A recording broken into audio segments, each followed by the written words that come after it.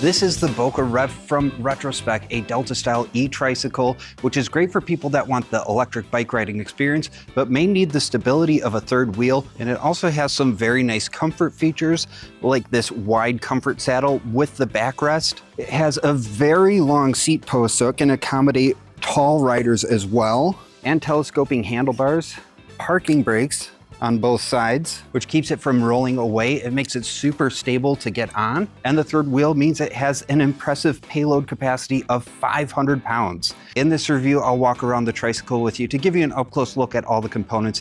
Then we'll take the Boca Rev for a ride to see how it feels on the road. And then, as always, we'll wrap up with some third-person riding footage. I'll give you my overall thoughts and the pros and cons. But before all that, let's take a closer look.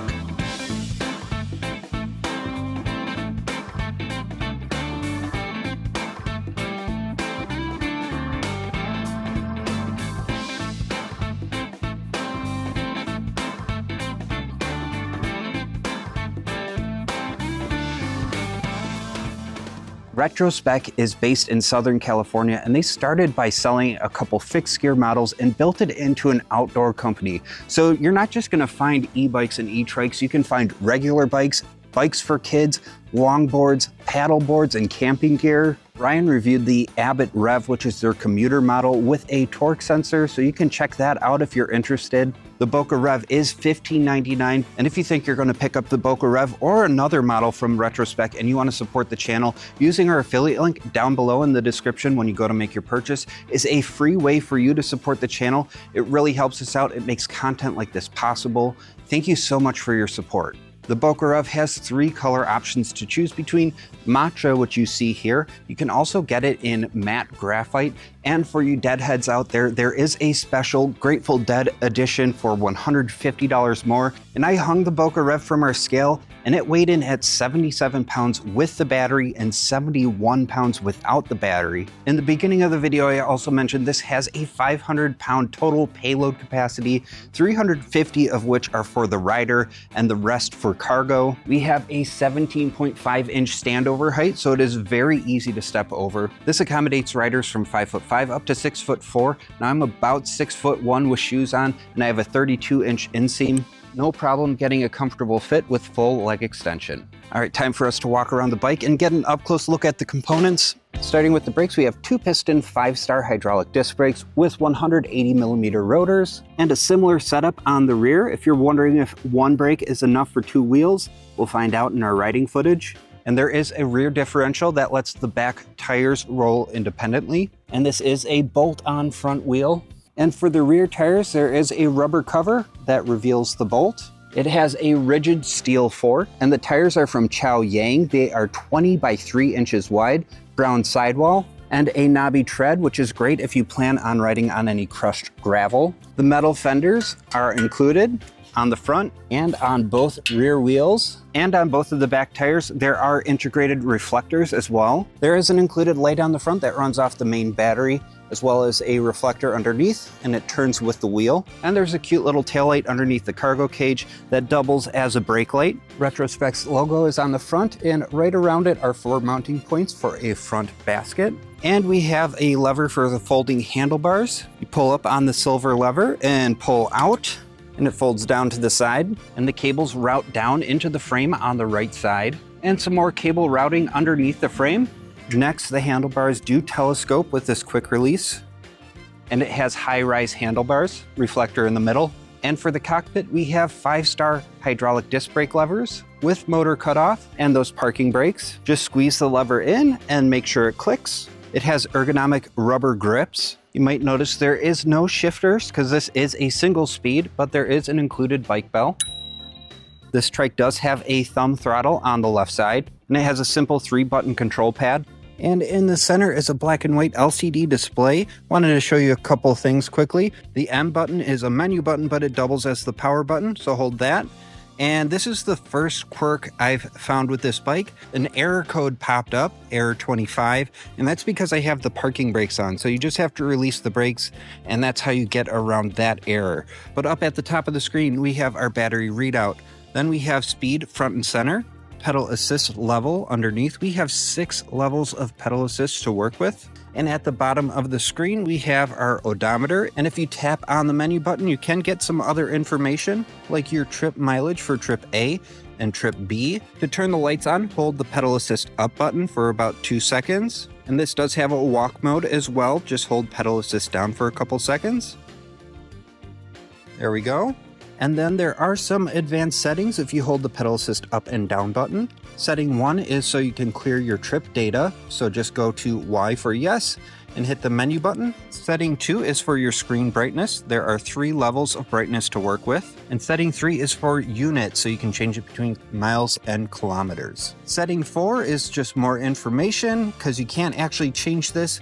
20-inch tires. And we're back to the beginning. To get out of the advanced settings, hold the menu button for a couple seconds and you're back home. And this is a class 2 E-Trike because it has that throttle.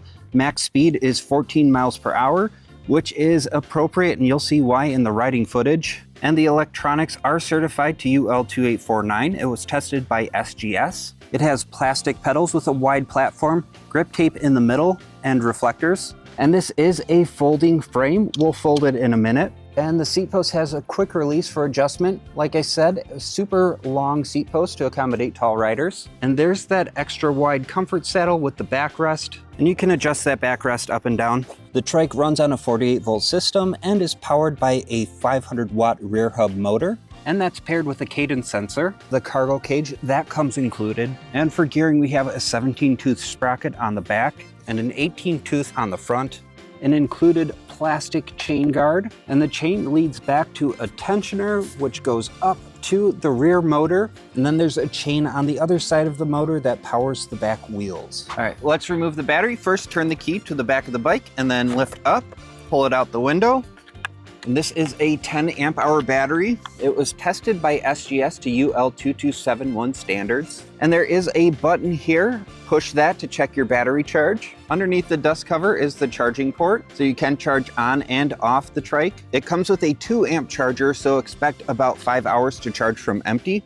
Also in the box is an electric bike owner's manual, a manual for the display, and assembly instructions. Assembly wasn't too bad. Had to unfold the trike, install the front wheel, also install the handlebars. I also had to install the fender, the front headlight, and the pedals. So everything took about 30 minutes to get all put together and ready to go. And now we'll put the battery back on. Just take note, there are little tabs here that you're gonna have to line up. So slide it through the window, line up those tabs and push down.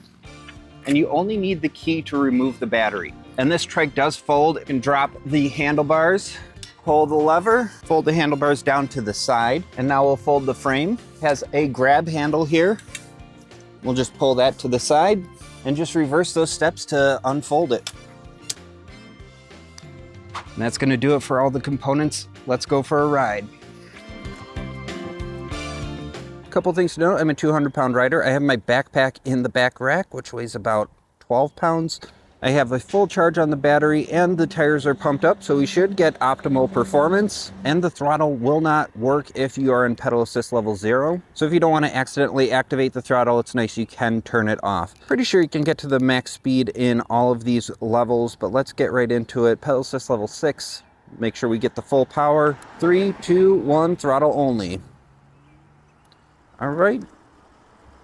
Gentle takeoff, but we're already at 12.7, and I'm holding steady at 12.7 miles per hour, so not quite reaching the full speed, but honestly this feels plenty fast for an E-Trike. Let's turn things around, dial things back. And one thing I actually really like is this is a single speed drivetrain, so no gears to worry about shifting. You're just going to be bumping up and down between your pedal assist levels. I'm gonna just try pedaling here without any motor support. Definitely takes some good leg power to get up and running, but flat terrain riding, let's say your battery dies, not too bad to pedal. And let's see how that takeoff feels in pedal assist level 1. So, all right, pedaling. I'd say I had to make about a revolution and a half before I felt any motor support. Now we're getting up to about 6 miles per hour in pedal assist level 1. I do think that's because of a little bit of leg power that I'm contributing. So I'm gonna back off the pedals here.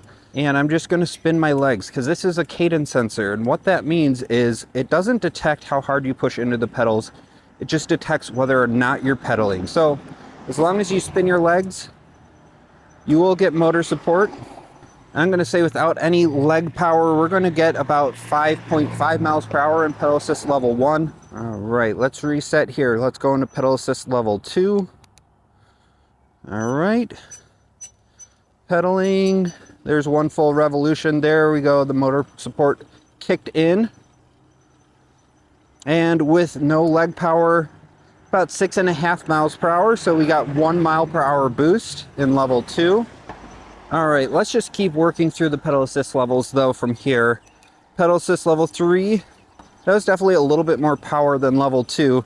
And my legs are starting to spin a little bit fast at 8.5 miles per hour.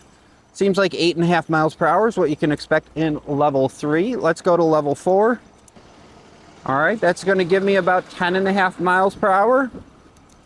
And level 5. Let's say about 12.5 miles per hour in level 5. And level 6 should bring us up to 14 miles per hour. It seems like I am getting a little bit more than the throttle with pedaling, but holding around 13 miles per hour. So didn't quite make it to the top speed.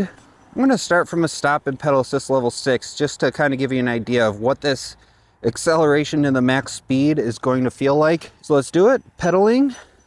1 full revolution, there's the motor support, and we kicked right up to speed. There's that 13 miles per hour.